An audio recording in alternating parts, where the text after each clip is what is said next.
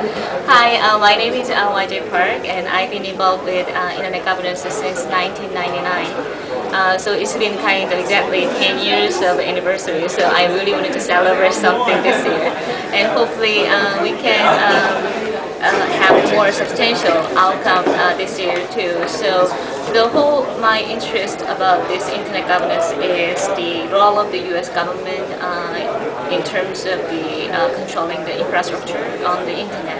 And so I hope maybe we can establish more multilateral mechanism of the overseeing the current kind of system.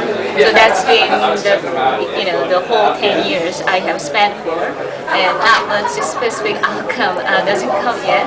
And hopefully this year US government is going to decide whether they wanted to leave ICANN alone with this JPA agreement, and that's a very interesting moment, and we have been waiting for it sometime this August, because that agreement is supposed to end September.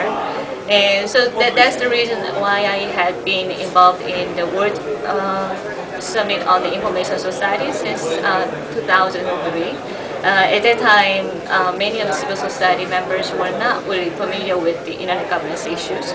And so when this internet governance caucus started with just the three of us, like myself, Wolfgang, and Vittorio Botola at the time.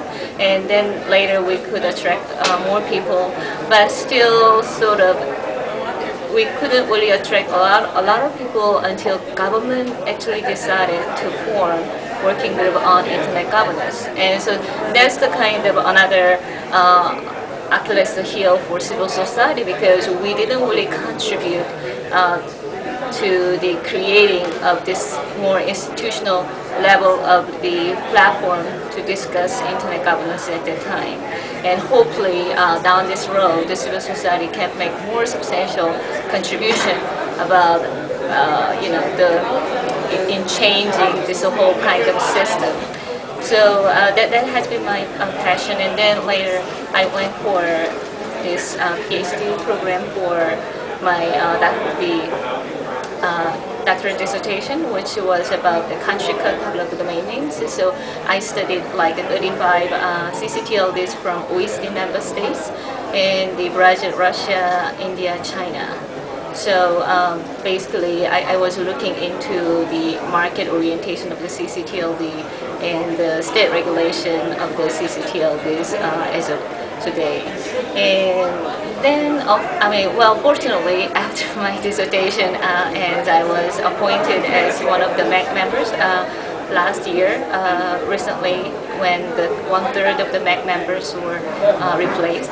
So that's how I've been involving with internet governance, and I hope there are more participation from especially less represented countries, like many countries from Asia and also Latin America and also Africa. And because so far all of the kind of the debate and discussions have been dominated by those who have been coming to this cyberspace for the first time. All right. Taking into account all the experience that you have and your interests, what would be, let's say, 3 highlights? Well, one of the very interesting things from my perspective is, well, this was supposed to be Internet Governance Forum, where we were supposed to discuss a lot about the Internet governance issues. But based on my observation about this whole discussion, sometimes I'm very perplexed whether we are really dealing with the internet governance related policy issues, because people are talking about, well, we need to deal with this sustainability of the internet, the CO2 commission thing, and also we need to encourage more youth involvement in this process. So all those kind of the intervention sounds good, and also can make you feel better, because basically the whole point is let's make better world, and which we everybody wanted to do that. But this forum was specifically designed to talk about the role of the U.S. government and how we can move forward to establish something more multilateral arrangement among the governments, and which hasn't been really tabled as much as it should have been. And that's the kind of the concern expressed by government of China and government of a lot of the sort of the other participants in this process. And but another kind of thing I wanted to highlight is, even though this was designed as multi-stakeholder process, and we actually wanted to see more participation from the governments, and otherwise this forum cannot be really substantial, and they will just recognize, oh, it's just like a nice talk shop, and otherwise so if we really wanted to make it as substantial kind of forum, we need to invite more governments, and we need to make them feel more comfortable this is the right place to be in, and which hasn't really done much yet.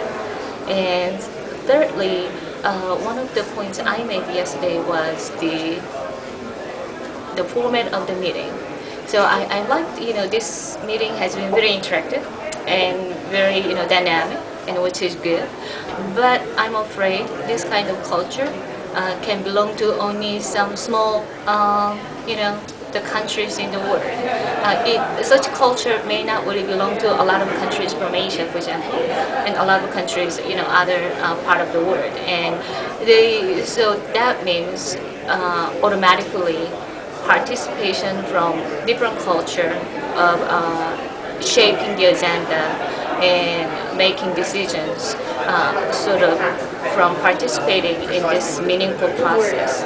So basically they might just leave as listeners or just observers rather than the participants who were supposed to make some differences in this process. So that's kind of my concern, and let's see how we can evolve to more substantial kind of forum in the future.